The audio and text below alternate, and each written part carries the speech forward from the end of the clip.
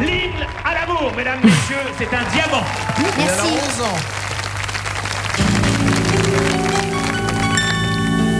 Le ciel bleu sur nous peut s'effondrer et la terre peut bien s'écrouler. Bonjour Victoria Sio. Quelle entrée! Et oui, écoutez, je me suis dit que c'était une bonne idée parce qu'on parle de Céline Dion qui a démarré sa carrière à 12 ans. Vous l'avez démarré à 11 ans puisqu'on vient d'entendre votre premier passage antenne à la télé. C'était un concours de chant, Ouais, je crois. C'est ça, c'était une émission qui s'appelait Je passe à la télé avec Georges Belair et Valérie Mérès en présentateur. Et voilà, et j'ai passé le concours. C'était quelques semaines après que j'ai chanté pour la première fois devant ma grand-mère dans une salle des fêtes devant toute la famille. Et que j'ai trouvé ça plutôt cool. Et j'avais dit à ma mère, si tu vois un casting télévisé, j'aimerais bien que tu m'inscrives parce que ça, voilà, j'ai aimé être sur scène et je crois que j'ai aimé faire ça. Et c'était un peu l'équivalent de Incroyable Talent.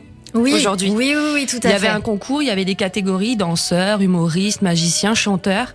Et j'ai remporté ce concours et depuis ce jour-là, en fait, je n'ai pas arrêté de faire de la musique. Eh bien, écoutez, voilà, la transition est toute trouvée. Vous étiez une petite lyonnaise et vous avez toujours rêvé de devenir chanteuse. C'était également le cas de Céline Dion. Un parcours qui a commencé tôt. Et donc, vous incarnez dans ce film Aline au cinéma en ce moment, la voix de Céline Dion. On écoute votre voix.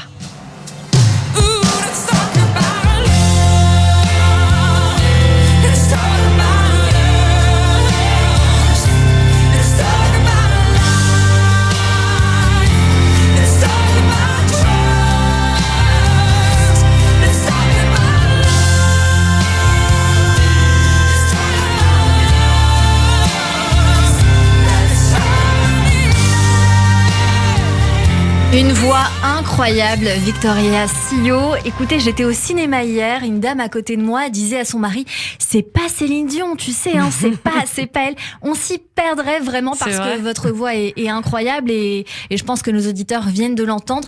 Comment ce film est arrivé à vous ?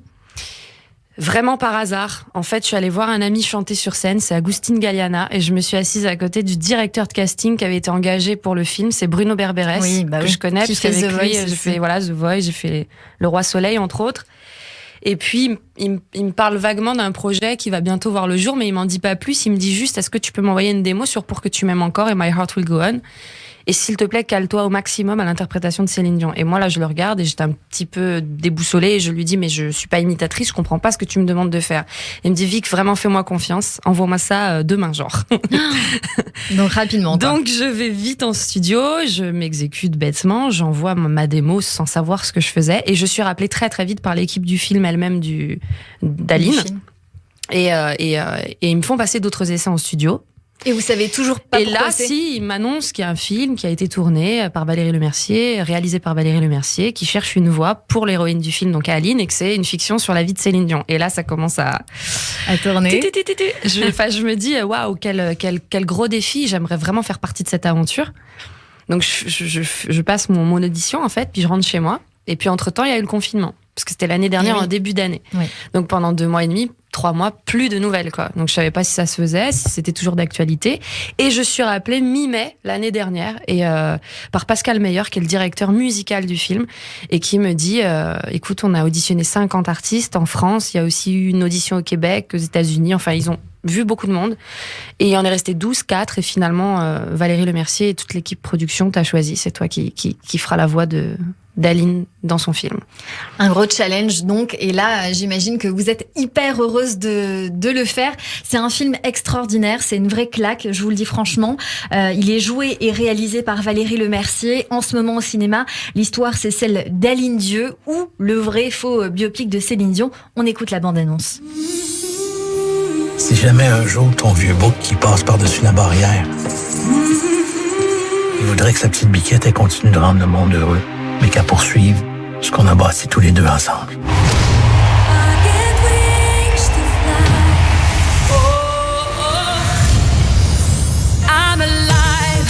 On a un diamant brut. J'ai presque manqué de pleurer. Elle va mettre tout le monde à terre. Voici maintenant un moment que nous attendons tous avec impatience. C'est la révélation au Québec depuis un an. Voici Aline Dieu. J'ai des grands rêves pour elle, puis je le sais qu'elle va les atteindre. faut qu'elle voie autre chose, qu'elle sorte de vos jupons. With heart. Il faut pas se le cacher. Question d'audition, il y a quand même un petit trafic à effectuer. Je m'inventerai reine pour que tu me tiennes. On est obligé, quand on écoute la bande-annonce, de se de revisualiser le film. Les scènes, voilà, les scènes. se remémoriser les scènes dans le film. C'est un des meilleurs démarrages de l'année au box-office, digne d'un des meilleurs films américains, dans la veine de Dalida, réalisé par Lisa Azuelos. Voilà, les années, le décor, le style, Valérie Lemercier qui traverse les âges, c'est complètement fou. On a le cœur inondé, on est happé chaque seconde. Voilà, je vous le disais, il y avait une dame à côté de moi encore hier qui disait elle va avoir le César, c'est pas possible. Et oui, mais vraiment on le comprend, c'est extrêmement touchant. On pleure sur la pièce du père qu'Aline garde toujours avec elle, le passage où il vient se faire dédicacer le premier vinyle. Ouais. Voilà, Trop beau. c'est incroyable, c'est pro, c'est drôle, on le dit pas assez, c'est très calibré. Voilà, puisque la préparation du film a été incroyable. Et justement, parlons un peu de la préparation. Énormément d'effets spéciaux d'une part, mais vous, pour votre travail, vous deviez coller non seulement avec la performance de Céline Dion, mais aussi avec le jeu de scène de Valérie Lemercier. Ouais. En fait, en studio, j'avais mon micro, mon casque, mes notes, et j'avais un grand écran comme chez vous, et j'avais toutes les scènes jouées de Valérie, mais sans le son. Eh oui. Donc avec l'équipe musicale, eux, ils ont refait les musiques, et moi j'ai reposé ma voix. Donc en plus de l'interprétation, il fallait évidemment que je colle à l'énergie de Valérie, à son labial, c'est-à-dire à sa façon de poser un O, un A, là où elle respirait. Il fallait vraiment qu'on se cale. Donc au début, c'était vraiment un coup à prendre parce que évidemment, je ne connaissais pas Valérie, je n'avais pas vu les images. Moi, j'avais juste créé une playlist avec les chansons que je connaissais issues du film. J'ai bossé ça, j'ai imprimé tous les textes et je m'étais mise plein d'annotations là où Céline Dion, les petits tips vraiment personnalisés qui font qu'on sait qu'à ce moment-là, c'est Céline Dion. Et quand je suis allée en studio, j'ai déconstruit tout ça et j'ai remis mes annotations, mais plutôt avec ce que je voyais, avec ce que faisait Valérie, en fait. Et vu que Valérie ne voulait pas imiter Céline Dion, parce que c'était vraiment quelque chose de très important pour elle, de toute façon, d'une, parce que je ne suis pas imitatrice, et parce que c'est une fiction inspirée de la vie de Céline Dion, c'est pas un biopic, même si c'est un faux, vrai biopic. Ma voix devait aussi être une fiction inspirée de sa voix à elle, de Céline Dion. Donc ce que j'ai fait, c'est que au fur et à mesure de ce process-là de studio, j'ai beaucoup écouté évidemment Céline Dion, j'ai beaucoup écouté aussi les intonations de Valérie et sa façon dont elle avait de... placer sa bouche en fait, et j'ai mis mon grain à moi et ça a donné la voix d'Aline. Et vous avez dû apprendre dans un temps record. Ouais, j'avais 15 jours. On m'a appelé mi-mai l'année dernière et on m'a dit début juin, tu rentres en studio, t'as 15 jours pour bosser 16 chansons. Donc ce qui m'a sauvée, c'est que je connaissais un petit peu le répertoire de Céline Dion. Mais il y a l'écouter, puis il y a le travailler, quoi. Là, on se rend compte qu'en fait, il n'y a pas qu'All By Myself qui est compliqué. Elles ont toutes leurs petites particularités de difficulté, quoi. Que ce soit quand elle est jeune, où elle roule un peu les airs, elle est un peu nasillarde, donc il fallait aller se rapprocher de ça, ou quand elle est beaucoup plus expérimentée en anglais. Moi, je suis pas bilingue, donc j'ai dû prendre des cours aussi d'américain pour avoir un anglais aussi proche du sien. Enfin, ça a été beaucoup d'étapes de travail. En tout cas, vous les passez, les chansons, et sans problème, puisque vous parlez de All By Myself, vous la passez et en anglais et en espagnol. Et puis alors, moi, j'ai un petit coup de cœur pour une chanson avec laquelle j'ai grandi, qui est D'amour ou d'amitié. Oui. Est-ce que vous nous feriez un petit bout a cappella? Avec plaisir. Allez. Je me poussais un peu là. Je vous en prie. Il est si près de moi, pourtant je ne sais pas comment l'aimer. Il a l'air d'hésiter entre une histoire d'amour ou d'amitié. Moi je l'aime et je peux lui offrir ma vie, même s'il ne veut pas de ma vie. Je rêve de ses bras, oui, mais je ne sais pas comment l'aimer. Lui seul peut décider qu'on se parle d'amour ou d'amitié. C'est magnifique. Je me revois petite à écouter cette chanson dans ma chambre et je suis certaine que nos auditeurs, c'est pareil. Merci beaucoup, Victoria Sio. Avec plaisir. Pour nous avoir fait ce cadeau. Alors, bien sûr, le film sur la vraie fausse vie de Céline Dion, le biopic, bon, c'est un peu délicat. En tout cas, il y a des vraies apparitions, comme chez Michel Drucker, où on voit vraiment Michel Drucker annoncer la première télé de Céline Dion. Le passage du règlement de compte avec la maman, qui est si drôle. On imagine que tout ça, c'est vrai quand même. Alors Valérie le dit dans les interviews, tout est vrai, simplement, ils se sont permis effectivement des libertés de temps pour que Tu m'aimes encore dans le film n'ait pas chanté à l'époque où la vraie vie de Céline Dion a existé. La pièce a réellement existé, mais elle n'est pas apparue de cette façon-là par son papa. Je crois qu'elle l'avait trouvée quelque part quand elle était au Québec. Donc tout est plutôt vrai, mais après c'est juste le temps. Et par exemple la mère, quand elle a appris que sa fille avait ce coup de cœur pour son producteur, elle lui a écrit une lettre à René. Elle lui a pas parlé en face à face. Mais Valérie trouvait ça beaucoup plus fort cinématographiquement de la faire jouer, de la faire vraiment pousser cette gueulante en rentrant dans le casino. C'est un des meilleurs passages. Et de lui dire ce qu'elle en pense réellement. Moi, je trouve que c'est un excellent passage aussi et c'était beaucoup plus fort que ce soit comme ça. Mais oui, apparemment, Maman Dion avait écrit une lettre assez salée à René. À René. Eh bien, écoutez, là, en tout cas, c'est Guy Claude, voilà. À chaque fois, je confonds un petit peu. Guy Claude. Par Sylvain Marcel. Excellent acteur. Et la maman, c'est Daniel Fichot. Et ben voilà, excellent acteur. Je vous recommande d'aller au cinéma. La fin est magistrale. Face caméra, voilà, c'est un peu la sensation qu'on a pu avoir hier soir en regardant Star is Born avec Lady Gaga sur TF1. Oui, c'est vrai, ce côté un peu incroyable où on est un peu face caméra et l'émotion en ressort. Voilà, je vous conseille d'aller voir ce film au cinéma. Et changeons de sujet avec vous maintenant, si vous voulez bien, Victoria. Victoria, votre carrière, c'est aussi ça. Qu'avons-nous fait de vous, s'il est vrai ce qu'on nous dit, que vous parliez d'amour, qu'est-ce qu'il en reste? Ou encore, eh bien ça.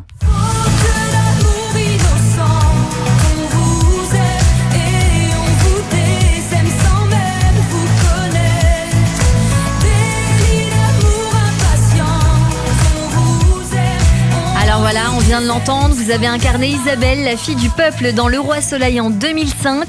C'était produit par Dov Atia et Albert Cohen, ou encore en 2015 dans La Reine d'Autriche, dans Les Trois Mousquetaires, de belles aventures qui ont duré quelques années. Exactement, je ne regrette absolument pas ce passage-là de m'être retrouvée sur scène. On a ce luxe quand on fait partie d'une comédie musicale qui en plus a du succès, et j'ai eu beaucoup de chance avec ces deux-là, c'est de pouvoir jouer tous les soirs devant un public, devant des salles bondées.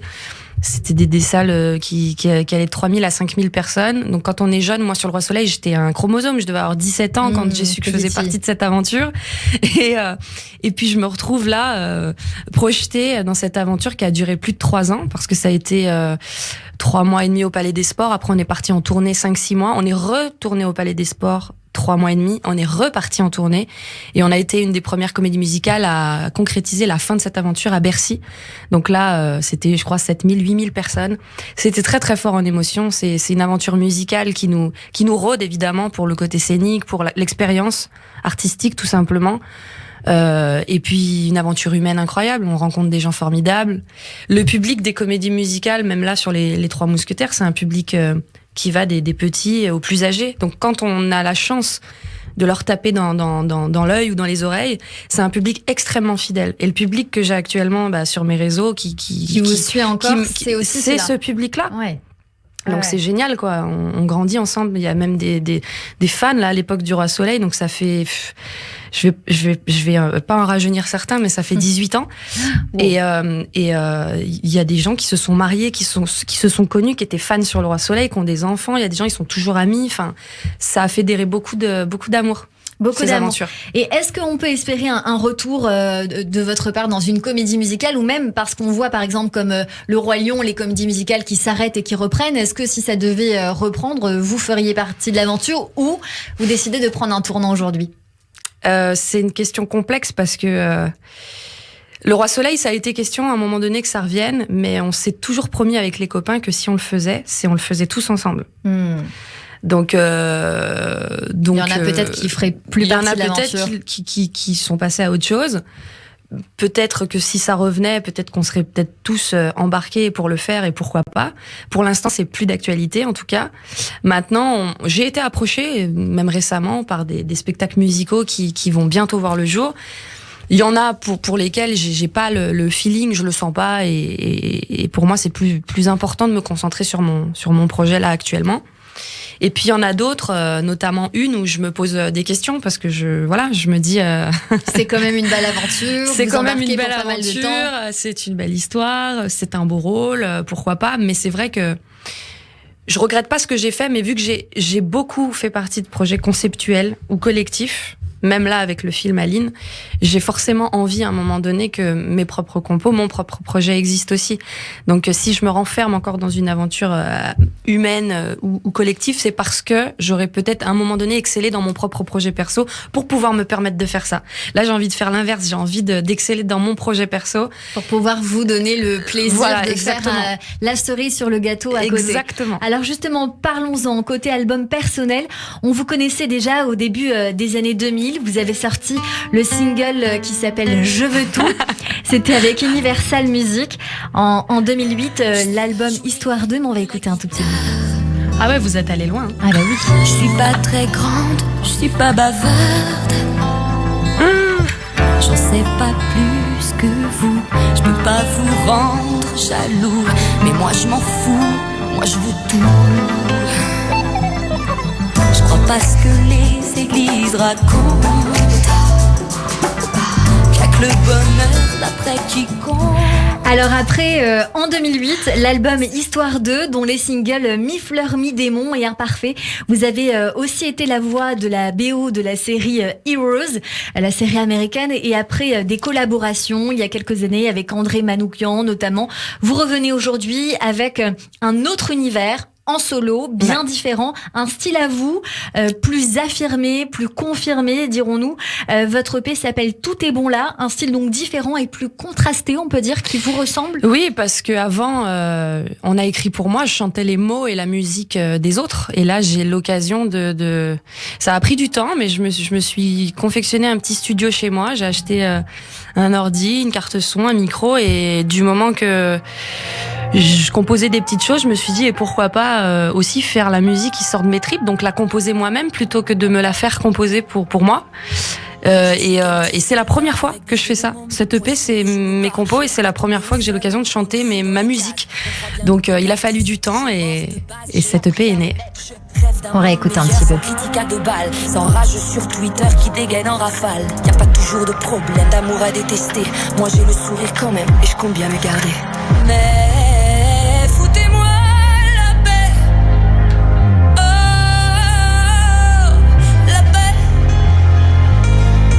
Mais foutez-moi la paix. Oh, la paix. Tout est bon là. Tout est bon là.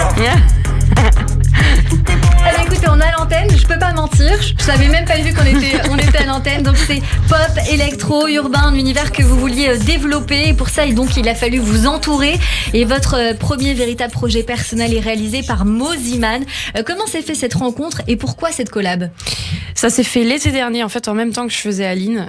J'étais en train de préparer ces chansons et avec mon manager, on cherchait un arrangeur. Parce que moi, je sais les composer, mais je ne sais pas les habiller en revanche. C'est pas mon domaine. Et on parle et on tombe sur Moziman. Je le rencontre grâce à mon attachée de presse Valérie Zipper qui me file ses coordonnées gentiment parce qu'elle avait déjà bossé avec lui auparavant. Et il me reçoit chez lui, hyper cool. Il écoute mes maquettes. Je crois que je lui ai fait écouter une dizaine de titres. Et là, il s'arrête sur FMLP et il me dit en fait, j'aimerais bien commencer par celle-ci. Sans que vous l'aiguillez. Ouais, voilà. Il me dit, j'aimerais bien commencer par celle-ci parce qu'elle m'inspire. J'ai déjà toute la trame dans la tête. Je fais, ok, super. j'étais un peu surprise parce que vous pensiez pas démarrer par ce titre-là. Non, mais même je pensais pas qu'il allait accepter de s'engager avec moi. Il venait tout juste de réaliser l'album de Grand Corps Malade. Il est très très très demandé. Alors pour rappel, il faut quand même le signaler. Mosimann, c'est Quentin Mosimann, le gagnant de la saison 7 de la Starac en 2008 et qu'on a vu d'ailleurs il y a quelques jours sur TF1. On écoute un petit peu ce qu'il faisait. Ouais.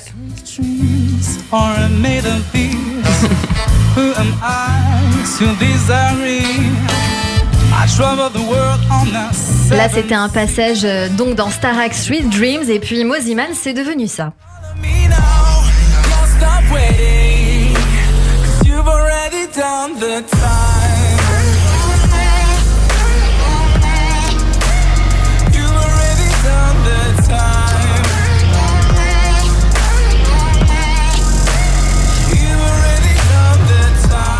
Voilà, son univers de DJ House et électro a donc inspiré le vôtre, Victoria, aussi, avec ses connotations un peu plus électro. Ouais, en fait, à la base, je savais pas du tout où partir musicalement. Je voulais garder cette base variété française parce que ça fait partie de moi et qu'il y a aucune raison que je me travestisse ou que je parte ailleurs ou que je fasse un album de rap ou je ne sais quoi. Je voulais garder cette base-là, mais je voulais juste le typer un peu plus parce que si je fais un copier-coller du Roi Soleil, bah en fait, je surprends personne. Donc, je voulais amener ce petit truc nouveau parce que vu que j'ai toujours fait partie de projets conceptuels et qu'on ne m'a jamais entendu dans mon propre projet, il fallait quand même que j'arrive avec quelque chose de clair. Et quand il a fait FMLP, en une journée, en une après-midi, il a fait l'arrangement qu'on a entendu juste avant. Et il a apporté cette touche un petit peu d'électro, ce son un tout petit peu plus américain, ce son un peu plus assuré, sanguin, avec un peu plus de personnalité. Et ce titre-là a donné le ton, en tout cas le ton musical, le fil rouge à toutes les autres chansons de l'EP. Et ben justement, en fil rouge, votre single, c'est Belle à Moche qu'on va écouter tout de suite. Un des premiers titres de votre EP qui s'appelle Tout est bon là. Moche, il n'y a qu'un pas. Y a qu'un reproche si je te veux pas. Vous êtes charmante, mademoiselle. Tu complimentes mes battements d'aile. Monsieur connaît tout ce qui blesse. La taille du nez ou de mes fesses. Si je te dis non, tu m'aimeras moins. Et dans le fond, t'aimeras plus rien. De belle à moche, de moche à belle, il n'y a qu'un pas. De belle à moche, de moche à belle.